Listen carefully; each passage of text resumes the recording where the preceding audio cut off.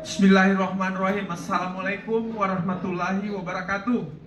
Pusat pengembangan kompetensi SDM itu adalah merupakan salah satu unsur supporting staff dalam Kesekjenan, Sekretariat Jenderal KPU. Dan dia berada langsung di bawah Bapak Sekjen. Berbeda dengan kedeputian. Jadi secara struktur organisasi tata kerja, ini kalau SOTK, jadi sekjen, ada deputi administrasi, dan ada deputi teknis. Deputi teknis membawahi biro. Jadi koordinasi birokrasinya melalui eselon 1B. Namun pusat, kita langsung di bawah komando, garis komando langsung ke Pak Sekjen. Jadi Pusdatin dan Pusat PKSDM dalam birokrasi hierarki, kita langsung ke Pak Sekjen ya. Oke, nah kemudian dipimpin oleh kepala pusat. Kemudian dia melaksanakan itu tadi pengembangan kompetensi sumber daya manusia secara universal. Teoritikalnya, teori konsepnya dia mengarah pada hampir yang sama disebut human capital. Siapa yang tahu apa arti human capital? Ada nggak? Atau modal manusia? Nah, modal manusia. Yang belajar sosiologi kadang pasti tahu itu. Nah, jadi kembali lagi tadi, skill, knowledge, dan experience. Nah, nanti lanjut. Next. Jadi, apa-apa saja. Nah, ini bisa dibaca ya. Nah, salah satunya kita termasuk hari ini adalah bagian daripada tupoksi kita. Tupoksi dari PKSDM, bagaimana sumber daya manusia 2.700-an ini sejak awal kita maintenance, masuk di kawah Chandra dibuka. Nah, mudah-mudahan kalau anggaran support dari Kementerian Keuangan kita akan masukkan ke barak militer. Bapak Aing bilang gitu nanti, atau saya kirim ke Bapak Aing, tahu kan? Nah, kalau zaman-zaman Bapak Ibu yang di depan yang gagah dan cantik ini udah melalui barak militer. Nah, dulu kalau kita itu masuk CPNS itu masuk di Resimen Induk Daerah Militer yang di Sulawesi Selatan, di Jawa Barat, Jawa Tengah, Jakarta, masuk di Rinda. Nah, biar apa? Mengubah paradigma berpikir, mindsetmu yang tadinya malas gerak. Saya tahu ini kan generasi kena COVID kan? Iya, generasi COVID. Ya sama anak saya. Hampir 2 tahun, 3 tahun nggak pernah kenal temannya. Cuma tahu apa? Pakai baju di atas, baju sekolah di bawah pakai celana pendek. Iya. Sambil tiduran lagi. Aduh, enak sekali ya. Sekolahnya itu sampai tamat SMP, SMA, bahkan kuliah di awal. Pasti kalian ada yang kena zaman COVID ya. Sampai wisuda online juga kan? Nah itu kan. Siapa yang wisuda online? Coba angkat tangan. Nah itu kena COVID itu. Coba yang wisuda online-nya mana? Coba. Nah ya. Yang kuliah online karena COVID mana? Nah berarti memang. Nah itu kan? Nah ada plus dan minusnya. Nah apalagi, nah kita juga sementara ini PKSDM telah atas keputusan pimpinan mendorong pengembangan pejabat eselon 2 untuk latihan kepemimpinan nasional, PIM 2 ya. Kemudian kita juga ada yang namanya komisioner sebagai pimpinan kolektif kolegial.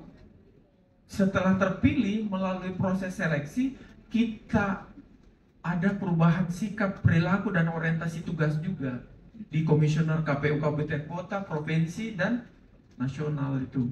Itu biasa kita bawa ke Rindam Jaya. Di situ nanti dilatih PBB, dilatih sikap, biar tahu gimana siap gerak.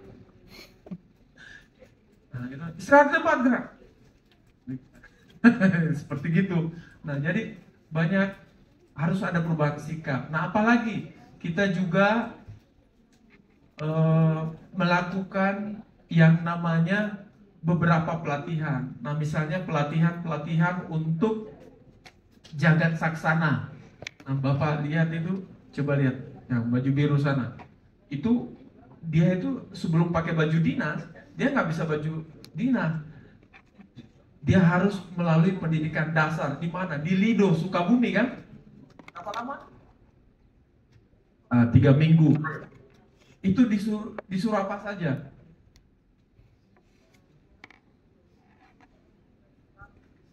Oke, terima kasih. Nah, 3 minggu untuk jadi seorang seperti Mas Sana yang gagah pakai baret itu nggak langsung. Dia 3 minggu di Lido, Sukabumi. Menjadi aparatur itu harus ada perubahan sikap, perilaku, dan cara berpikir. Termasuk saudara kalau disetujui kita akan kirim nanti ke barak militer, Bapak Aing. Iya kan? Nanti saya kasih tahu Bapak Aing lihat semua ini. Ini yang molor-molor suka, yang mager, nah, itu. biar stres kan? Nah, itu kan?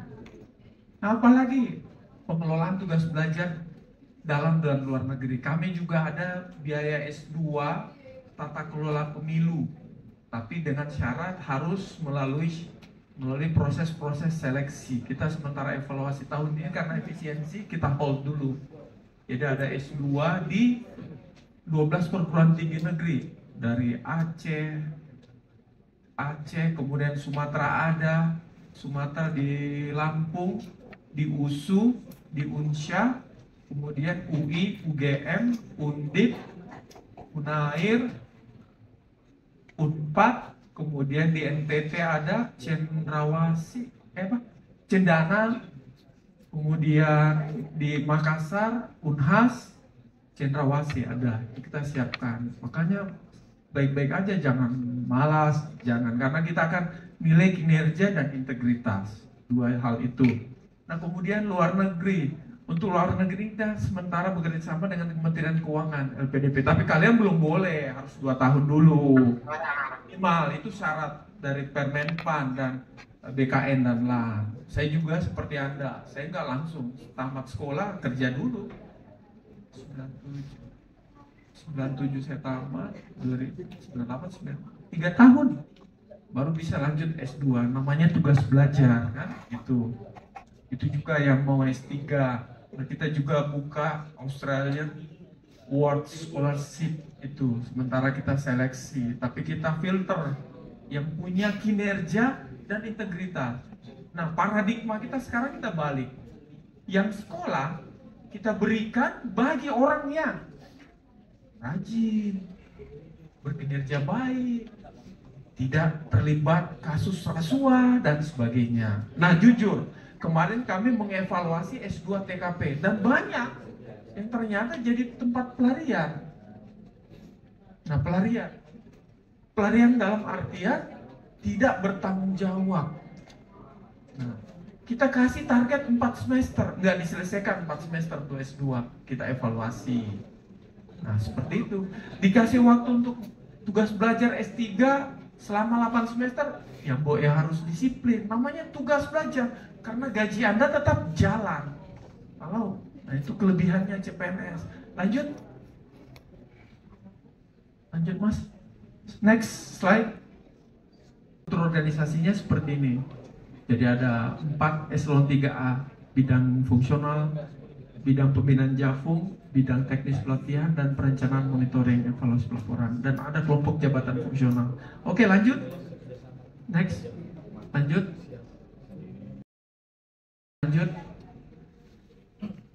Nah, jadi apa-apa saja yang pernah kita lakukan dalam beberapa tahun terakhir. Kita training of trainer BIMTEK kepada anggota KPU. Nah, kita mana bukunya? Nah, kita melahirkan buku yang KPPS. Coba yang kemarin bertugas di KPPS dan PPK mana? Kamu dapat buku ini enggak?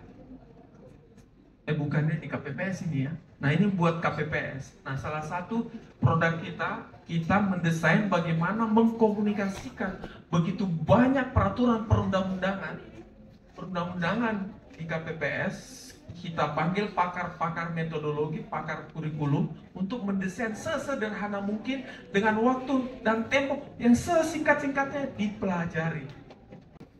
Kemudian kita juga ada orientasi tugas anggota KPU, kemudian pelatihan kompetensi barang dan jasa, pelatihan kompetensi PBJP untuk PPK tipe C yang sertifikasi, diklat auditor, diklat jagat saksana, kemudian pelatihan legislatif drafting untuk komisioner, pelatihan komunikasi publik, pelatihan remote pilot, data science, dan penerbitan jurnal. Nah, inilah yang output daripada PKSDM. Lanjut. Nah, lanjut aja. Mending lihat foto-foto aja ya. Nah, ini kayak gini nanti pembuatannya. Oke, lanjut. Seperti ini foto-foto pada saat orientasi, diajar menembak, diajar SAR, diajar baris berbaris, dan masuk barang militer seperti Bapak Aing. Nah, tuh, disuruh yang suka mountaineering siapa di sini? Yang suka hiking siapa? Angkat tangan. Nah, nanti kita ke sana ya, ke Rindam. Nah, tuh nanti itu kita masuk barak militer. Yang mau masuk barak militer, Bapak Aing. Oke, lanjut. Nah, ini foto-foto aja ya. Ini satu provinsi. Nah, ini pelatihan kompetensi pengadaan barang jasa. Lanjut aja. Nah, pelatihan. Nah, kemudian PBJP untuk PPK tipe C. Lanjut. Nah, diklat auditor. Nah, ini juga. Jadi kita punya fungsional di Sekretariat Jenderal. Nah, lanjut. Pelatihan garda pertama itu tadi, tuh masih pakai baju polisi tuh kan. Nah, lihat, tuh kan. Siapa yang mau masuk barak militer kayak gini? Nah, kan? Nah, jadi pelatih. Nah, dilatih bela diri dan sebagainya. Dan ini ada di 514 kabupaten kota mereka dari seluruh Indonesia nih. Lanjut.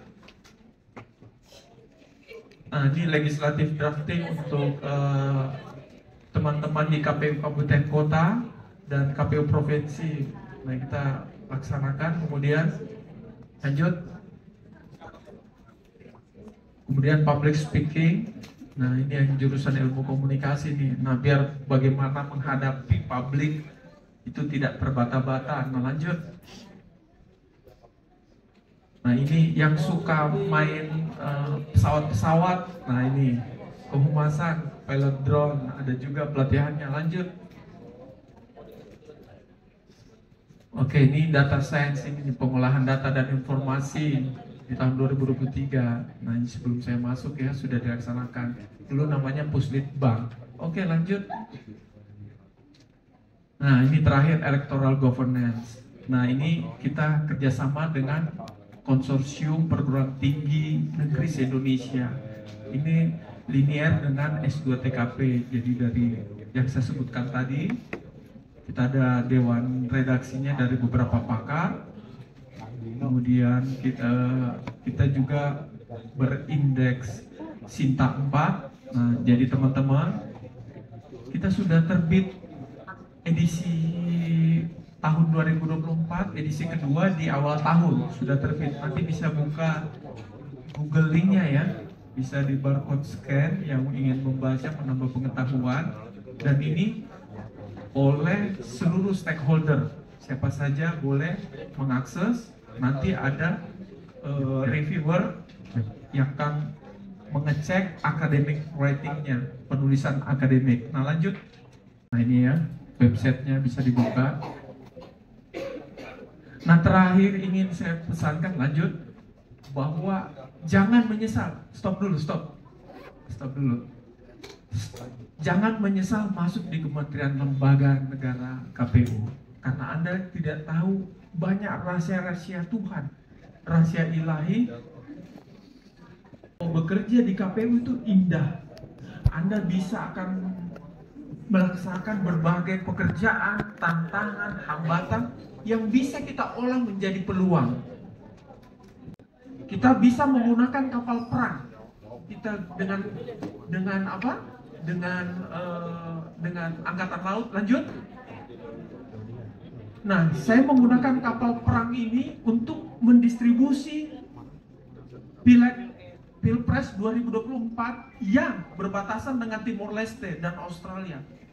Nah, demikian dari saya. Terima kasih, lebih dan kurangnya mohon dimaafkan. Assalamualaikum warahmatullahi wabarakatuh.